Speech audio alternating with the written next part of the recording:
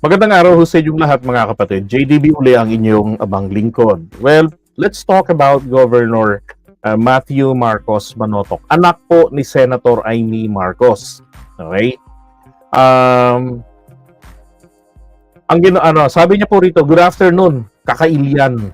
Sabi niya. Ano ba yung kailian? Kalahi. Di ba? Ganon. Good afternoon, kakailian. I'm very saddened by the recent statements of our dear Vice President Inday Sara Duterte. Most of all, I was shocked. Nagulat ako, sabi niya. Na narinig ko, sabi niya, to hear that Senator Amy Marcos was included, as Senator Amy has been a loyal friend and supporter to Sara for many years. Diba? Nagulat daw siya, nakasama sa inginaw-ngaw ni Sara ang kanyang dakilang nanay na loyal, at alam naman natin na mas loyal kaysa sa kanyang kapatid na presidente, kaysa sa kanyang pamilya, mas loyal po kay Digong kina Duterte. Diba? Now, sabi niya, in my few interactions with VP Sara, she was always friendly and professional. It's very disheartening to see her making things personal. Diba? So alam rin po niya na masyadong pinersonal na ni Sara, kaya nga meltdown yung nangyayari sa kanya kay Sara.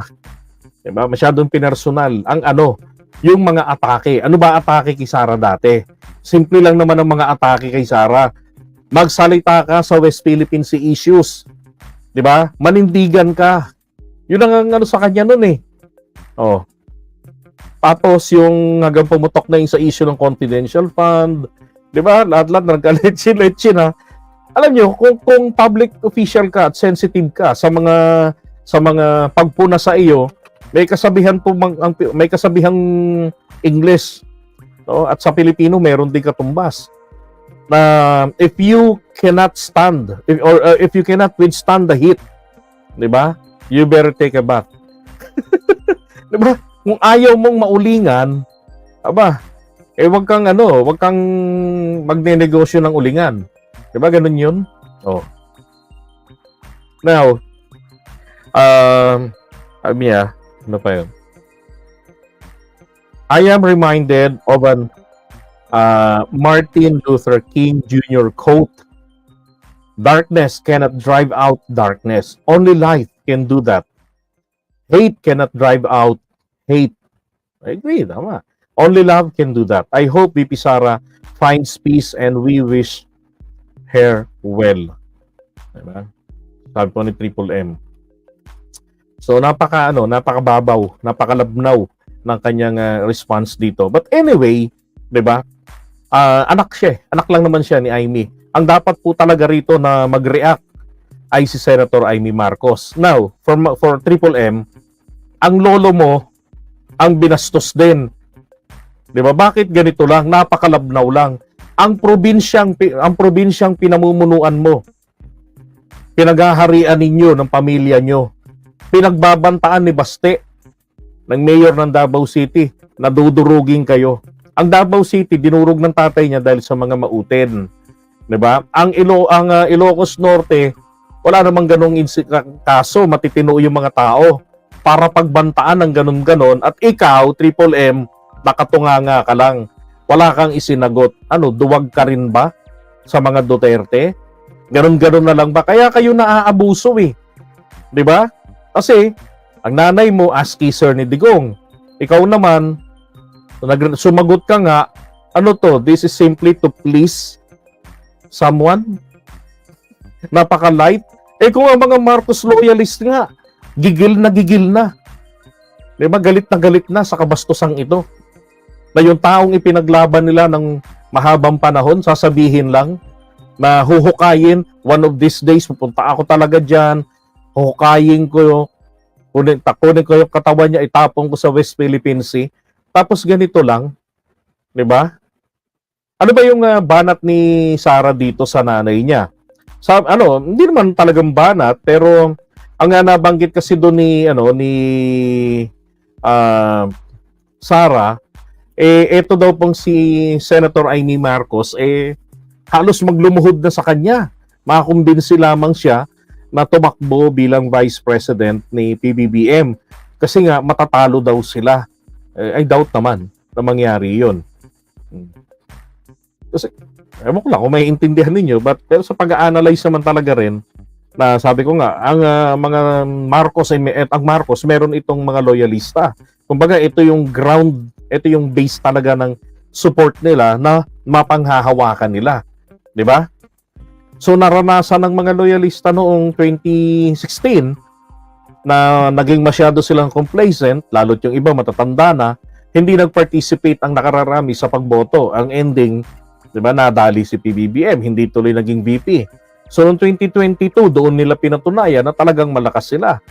Now, kung titignan nyo rin naman kasi, kung malakas ba, gaano ba kalakas si Sara, di ba? Unang-una, wala silang base na katulad ng meron ng mga Marcos. So, lumilitaw, base rin sa banat ni Sara, may utang na loob na dapat natanawin si Amy sa kanya. So, para sa akin naman po, hindi naman ito siguro dapat nang mag-react pa ng ganito sa Triple M. Di ba? Mag-react siya dapat doon sa kabastusan nito sa kanyang lolo. Wala rito man lang na nabanggit niya yung matanda Oh. So ano to? Para lang masabing may nag-react. Ang inaabangan po ng mga loyalista, kanina binisita ko yung wall niya mismo. Pati ho yung mga DDS na trigger na-trigger yung mga DDS din Sinabi niya kasi political lang naman 'yan. 'Di ba? Huwag hindi dapat na personalin. Sabi tuloy nung iba, nila Crisette, kayong mga Marcos, ganun kayo maglaro, politika lang. Si Sara, binuhos niya ang kanyang, kumbaga, yung kanyang effort, yung kanyang sarili, yung buhay niya for the nation building. Anong nation building? Nation building, patarantaduhan. Di ba? Kaya lang, dinumog yung post niya kasi nga napaka-light masyado. Pero nandun din po yung napakaraming mga Marcos supporters, mga Marcos loyalists na nagpapakita ng pagsuporta at nagde-demand na dapat ang nanay niya, katulad nito ni Benji Contreras. Nakita ko roon kanina, sinasabi nga niya na ang inaabangan nila na mag-respond rito kay Sara ay si Senator Amy Marcos. 'Di ba? Tapos si Mami Peng na andun din. Ay nako. Ngayon, nalala ko lang yung mga tiradang pinagagawa nito ni Sara. Well, etong kanila pong kinatatakutan si Duday, masyadong feeling entitled, yung kanyang yung entitlement niya sa sarili niya. 'Di ba? Lagi niya na lang ini-impose yung sarili niya. Katulad na lang niya, yung una-una ng binanggit ko na halos maglumuhod sa kanya si Amy. Pero meron pong video na alam ko na i-post ito ni Mima Alicia during campaign period. Pambubudol? Because that's contradictory, mga kapatid doon sa kanyang sinabi sa video na yon na si Bongbong Marcos mismo, siya mismo, si Sara ang nag-apply kay PBBM para gawin siya nitong Vice President. Taliwas dito sa kanyang bagong sinasabi na si Amy ang nakiusap talaga sa kanya. Kasi matatalo sila talaga ni Leni Robredo, which I doubt na mangyayari yun dahil mula pa ng 2021, talagang hindi nananalo etong si Leni Robredo sa mga surveys. O paano sasabihin na malaki ang tsansang matalo? 'Di ba?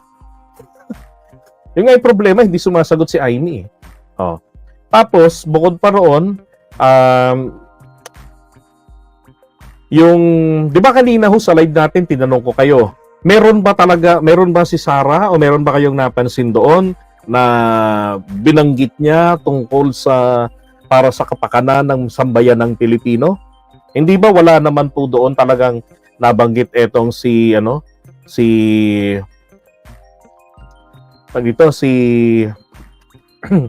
Sara Duterte? Kung hindi, yung mga yung mga rant lang niya talaga, pagkainis niya kay PBBM, diba, puro, yun lang, mga ganun lang na klase ng atake niya, napaka-morbid, na talagang mapanakit sa madaling salita sa Tagalog, yung ataking ginawa niya na yun.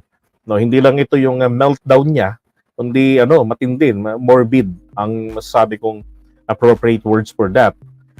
Oh, 'di ba binanggit niya yung frustrations niya kay PBBM, sabi niya na yung remember the insincerity ni PBBM daw. Number one, they have agreement na ibibigay sa kanya ang Department of National Defense. 'Di ba?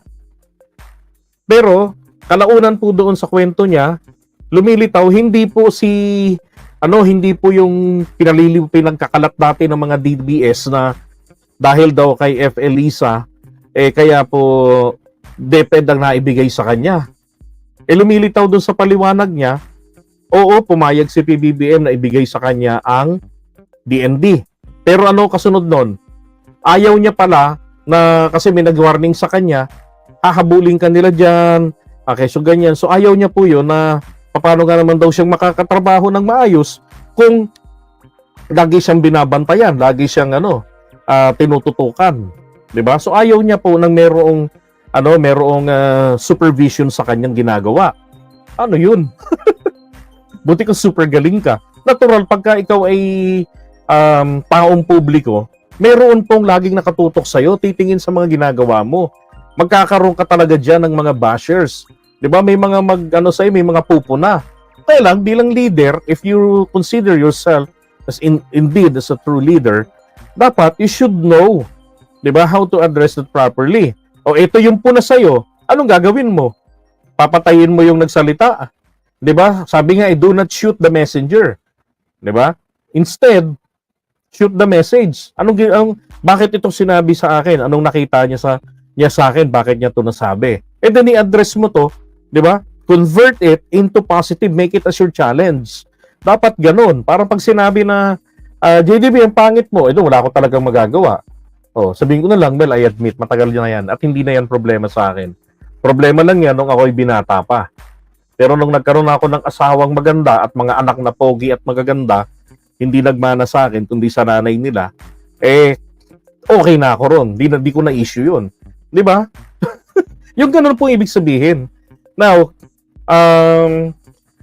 so, kaya po yung DepEd ang naibigay na lang sa kanya. Yun na yung naging final na agreement nila ni PBBM. So, wala hong kinalaman si F. Elisa doon kung bakit hindi napunta ang DND sa kanya.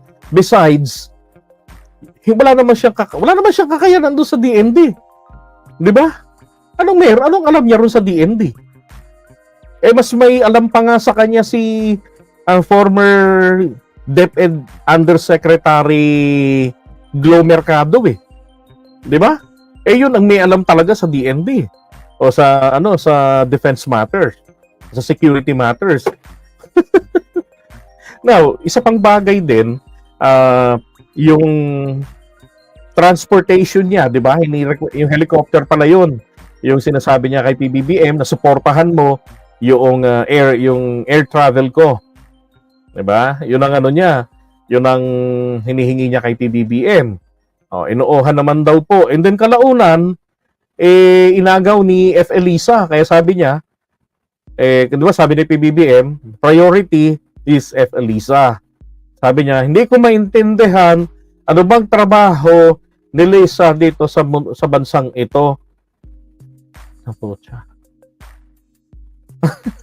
Alam niyo, ang presidente po, eto makinig po kayo, mga DDS, tumigil kayo sa kapipindot. Makinig kayo, kahit masakit na sa kalooban nyo, just open your minds and heart. Ang presidente po, ang kanyang privilege, maliban po sa mandatong kailangan niyang gawin, ang privilege po niya, like sa security, ay damay po ang kanyang pamilya. Okay? Kaya nga ito yung si Sarah. Mayor pa lamang yan, pero may PSG bantayan. Lahat silang magkakapatid, pati si Kitty, may PSG yan. Etong mga anak ni na PBBM, 'di ba? May mga PSG bantayan. Si F. Elisa may PSG rin. Lahat po ng mga yung tawag dito? Yung direkta talaga na kadugo ng presidente o kapamilya, ito po ay may bantay. So may privilege din sila, bahagi doon yung transportation. TFL Lisa, siya po yung priority. Kasi hindi naman po pwedeng i-priority doon ng spare tire. Wala ngang mandato eh. Sabi ko nga, bibigyan ko ng 1,000 ang DDS na makapagpapakita sa atin dito ng isang specific section ng ating Constitution na magsasabi kung ano ang mandato ng Vice President. Maliban na lang sa pagiging reserba. At ang trabaho po ng pagiging reserba, make yourself always available. Make yourself always knowledgeable, updated, di ba? At siguraduhin kayang gampanan ng trabaho para sakaling kailanganin, hindi malulugi ang taong bayan. Di ba? Ngayon, yung kanyang frustration na yun, di ba sinasabi niya, that's insincerity. Sanay kasi siya sa yung feeling entitled, spoiled brat, ika nga. Now, isa pang matinding tirada niya, yung huhukayin niya yung bangkay ni Apo Lakay. Although sinabi ito, originally, through group chat nila sa GC. Pero yung iparamdam mo sa taong bayan, iparinig mo, ang iniinsulto mo na nito, yung hindi lang po, hindi ka na nagbibiro nito kay Amy. Ito'y tahasan ng pangiinsulto sa pamilya Marcos, sa presidente lalong-lalo na, at sa mga supporters ng presidente. Yun lang. Tanga na lang po ang mag-iisip pa ng iba pang ipapalusot diyan. Katangahan na yun. Wala po talagang iba. Dahil kung kayo ho matino ang isip, di ba? Pagka kayo ho matino ang isip, sasabihan mo ba yung kapitbahay mo, mamatay ka na. Di ba? Hindi. Pero pagka nagalit ka at hindi ka makaganti ng gusto mo, 'di ba? Masasabi mo, mamatay ka na sana. Panginoon mo. 'Di ba? Now, lalo na yung isang part, yung sa relo. Dahil lamang po doon sa relo na hindi binigay ni PBBM yung relo doon sa sa batang may bulbul. Bata daw 'yon yung humingi ng relo ng presidente sa graduation. Sus Maria Josep. Ko nakita yun eh.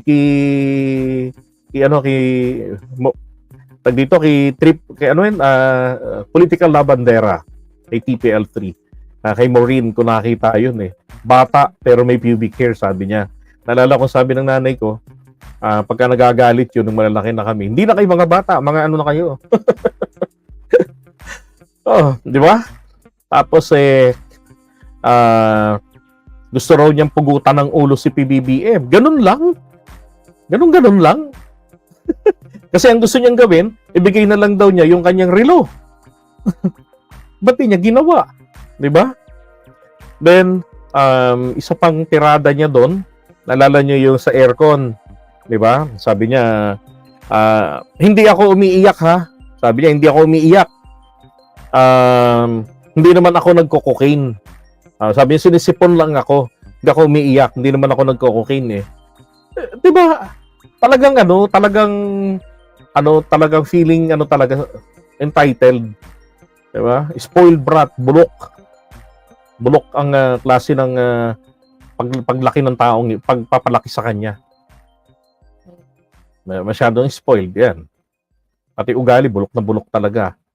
Now, another thing, naalala ko lang din, sa kanyang feeling entitled palagi, di ba meron siyang 400 na bodyguards.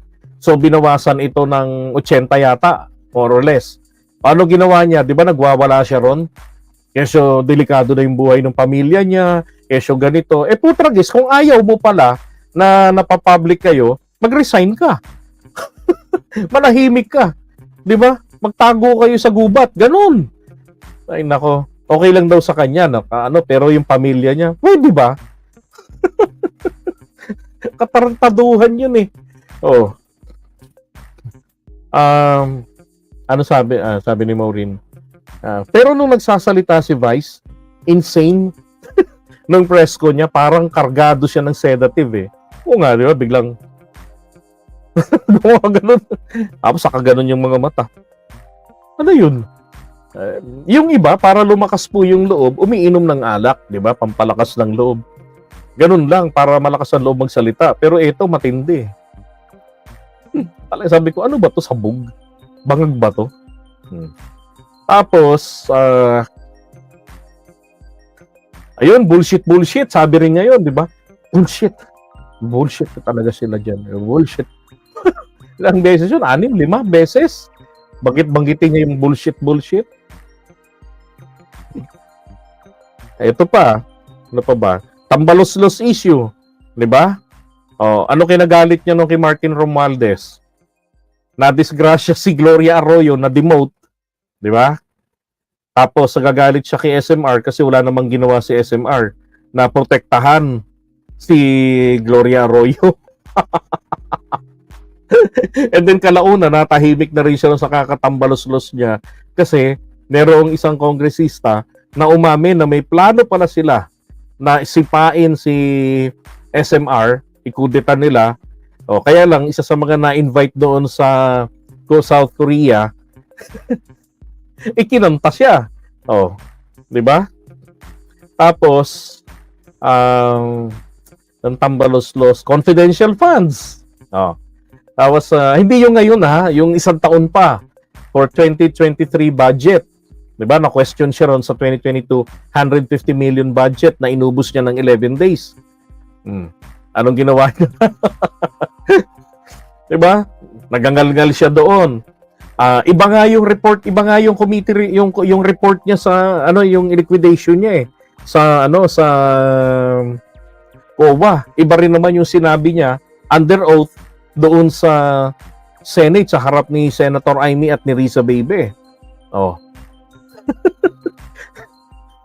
Kaya ayaw niyang mag-take ng oath. Okay, kasi iba yung sinasabi niya doon. Hindi siya sigurado. Tapos iba pala yung kailangan nilang isubmit doon sa report. Siguro nadala na. 'Di ba? Baka madali ako kasi wala naman pong immunity ang Vice President. So, nagiging maingat siya. Now, sabi pa niya, yun daw kumukontra sa confidential fund. Diba? Ito ay kalaban ng kapayapaan. Gago lang no? Simple lang magpatahimik ng kritiko Gagawin ka kaagad na NPA. Tapos, nitong para sa 2024, yung budget briefing, anong ginawa nila rin? Di ba? Naalala mo yun, Arnel? Verbosidad, anong ginawa niya doon? Yung chairperson ng committee, yung Kimbo, hindi ba't gusto niyang ipatanggal? Kaya sabi sa kanya, this is not one of your privileges, BP, na magpatanggal ng presiding officer ng committee. Di ba? Tanga lang. Ang gusto siya lang yung laging nire-respeto. Ayaw irespeto ang iba. Tapos, itong huli, ayaw niyang pumunta siya ng Congress, ng committee, pero ayaw niya mag-take ng oath. At nangaaway kasi ang dahilan niya, nakalagay doon, di ba nakahanap siya ng butas nakalagay daw doon, ang magte-take ng oath yung mga witnesses. Pero ang totoo, sa Senate, nag-take siya ng oath. Nagkataon lang talaga, mali yung mga sinabi niyang dahilan niya sa confidential fund na may tree planting, merong libreng sakay, tapos yung sarap-sarap niya, tsaka yung sa kabuhayan. Ay, nako. Kaya, ayun. So, yun po yung mga, yun ang mga, yun ang atake ni VP Sara at saka yun yung kanyang, yung feeling entitled niya. Di ba? Ay, nako. So, again, panawagan po, Triple M, panawagan po ng mga loyalista. Ang nanay mo dapat sumagot. At ikaw naman, tapang-tapangan mo naman ang sagot. Okay? Lolo mo ang binastos. Huwag naman ganyan na parang isa ka ring takot. Okay, kay Inday. Baka ba may isang araw lusubin na lang kayo dyan ni Inday. Ay, nako. Alright. So, iwan muna natin to.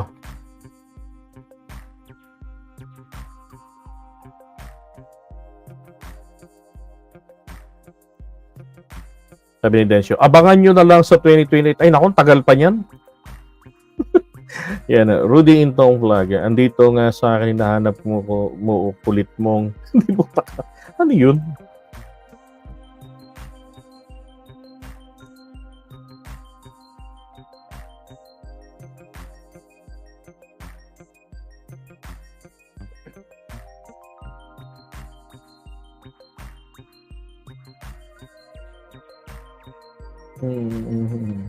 Asan? Teka, may nakita ko ano yung binangga ng barko.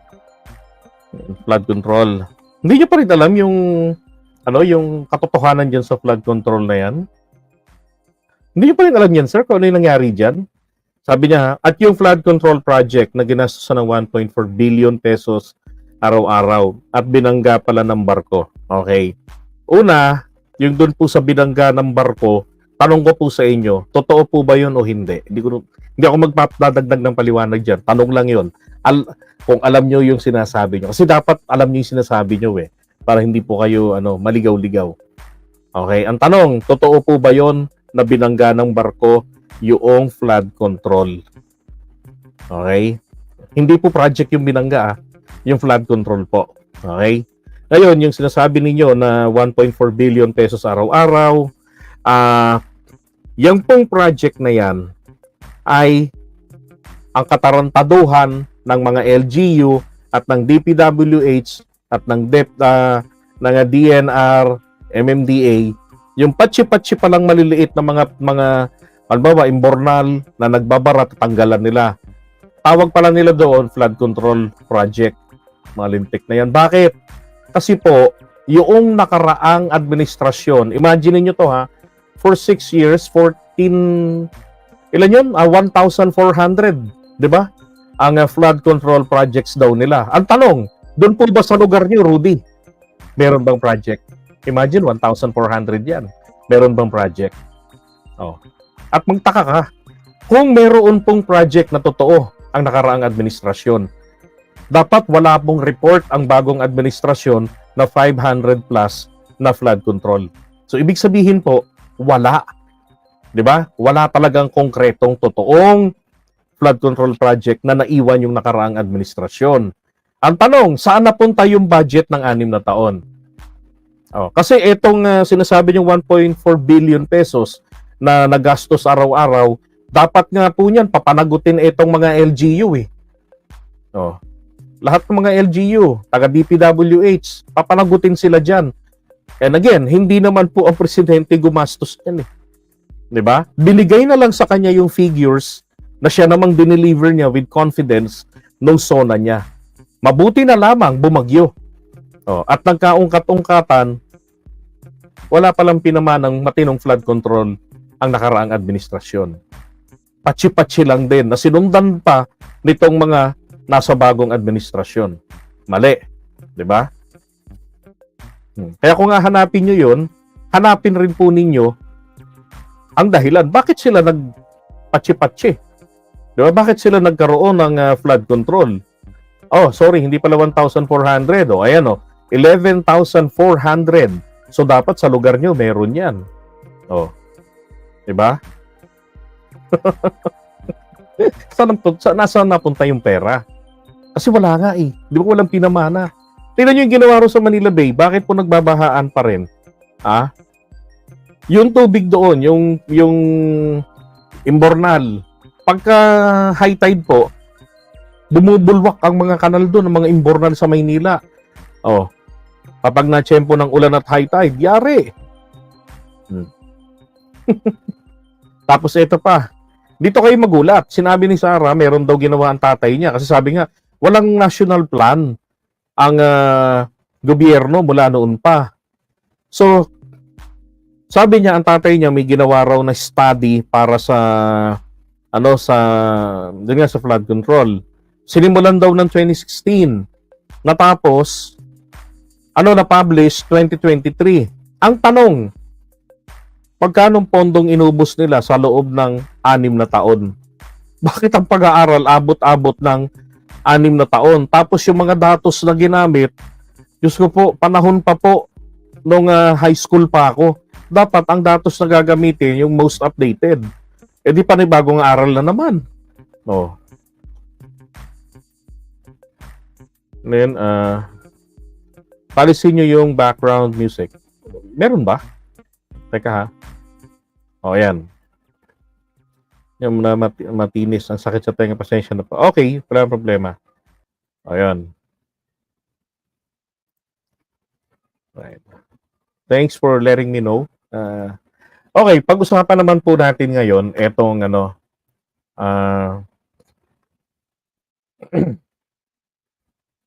isang kasunod. Teka ha. Survey naman tayo. Nako. So sa mga masasaktan ng yung mga mahina ang kalooban, baka po kayo atakihin sana sa puso. May pinapayo po na uminom na ng gamot. Okay, eto na naman tayo.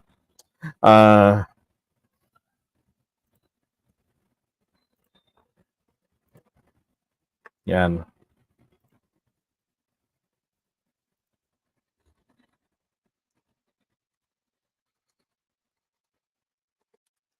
Magandang araw ho sa inyong lahat. JDB uli, inyong abang lingkod. Pag-usapan natin to mga kababayan, ito pong bumubulusok uli na rating ni VP Sara diyan po sa pinakamahalagang survey.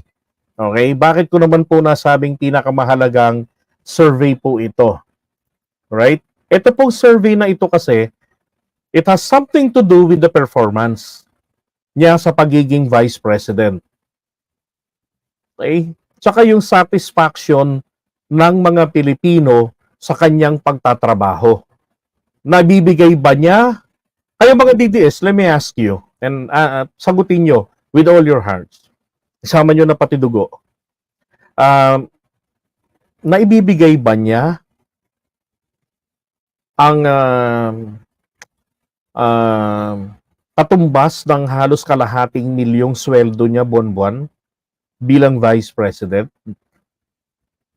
Diba? Kasi alam niyo ho, ang tamang ang Vice President po, dapat po yan nakatunganga lang.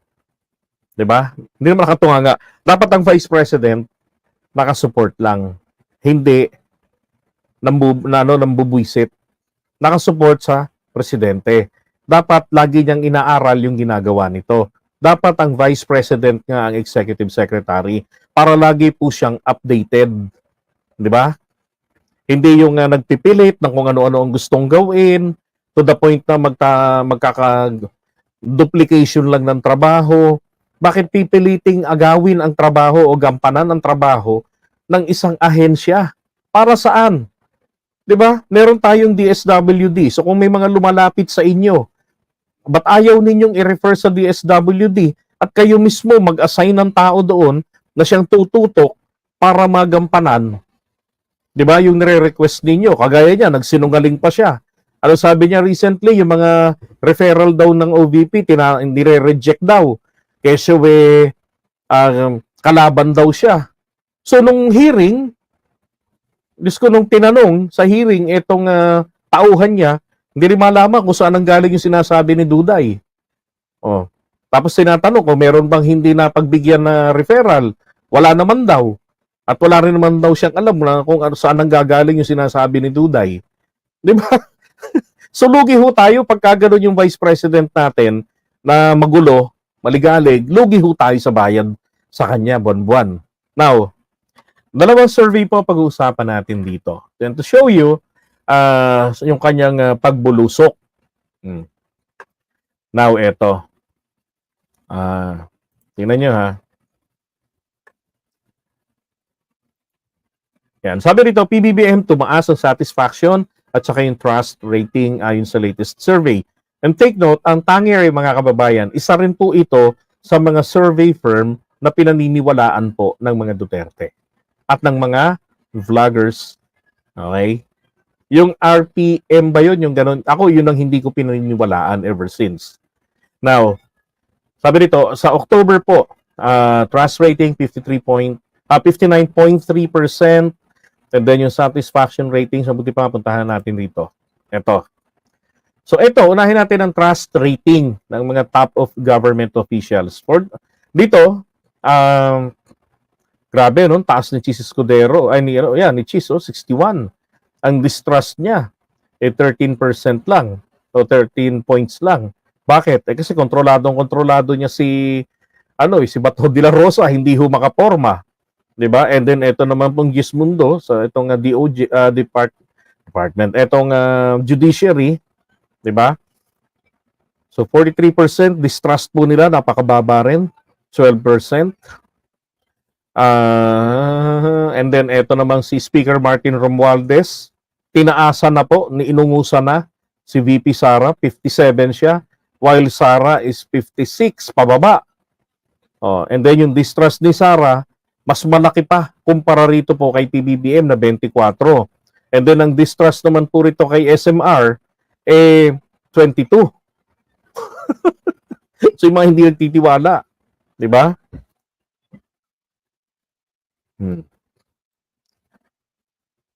So dito pa lamang po sa trust rating, makikita nyo na yung pagbulusok po talaga. Actually, ano na talaga si VP Sara, downtrend na po talaga niya yan. Kaya nga yung survey na to, kailan ito? Latest lang ito, covered po nito yung mga pag-iinarte niya doon sa pag-iinarte niya sa Kongreso. Yan, covered na covered po yan. Kung naidagdag pa sana, kung napaaga-aga pa yung kanyang pagrarant sa kanyang press con, 'di ba? Alam niyo, ang isa ho sa mga nakaapekto rito na maapektuhan ang tiwala ng taong bayan sa kanya, yun pong pagtanggi niya sa pagdalo, no? O yung pagdalo, o kaya naman yung pag-take niya ng oath bilang katunayan na siya po yung magsasabi ng pawang katotohanan at walang chorba-chorba lang. Isa yan. Kasi siyempre, di ba dapat bilang leader, malinaw na malinaw ang sasabihin mo. Dapat hindi yung pupunta ka ron, para paloko-loko lang. Ito pa, satisfaction rating po niya. Ganon din po ang satisfaction. Ito, napakahalaga nito. Ito yung nagsisignify ng performance mo sa taong bayan. Yung trust rating, ito yung sa personalidad mo na pagtitiwala nila sa'yo bilang leader ng bansa. Pero itong satisfaction, ito po ay may kinalaman sa iyong trabahong ginagampanan, kung ginagampanan mo nga bilang Vice President. Alam niyo kapag Vice President po mga kababayan, dapat ang grade po nito 100%, from 90 up to 100%. Bakit? Wala nga akong trabaho eh. 'Di ba? Walang trabaho. Dapat mataas. And then yung dissatisfaction rating po nito, dapat mga nasa 5% lang yan. Kasi reserba lang siya eh. Napakatanga naman ng maghahanap ng achievement ng Vice President. 'Di ba? Ang gagawin lang ng Vice President, papasok, magbasa. 'Di ba? Alamin niya yung mga nangyayari. Maging available palagi. Ganun. Dapat palaging ready, always, sabi niya, always on the go. 'Di ba? Kaya lang tingnan niyo naman ang satisfaction 48. Tapos dissatisfaction 35.9. Kay PBBM 32.2 ang dissatisfaction niya, ang satisfaction 46.9. Pataas. 'Di ba? Rito kay SMR, aabutan na rin po siya ng SMR 46.8. Dikit na si SMR at saka si PBBM.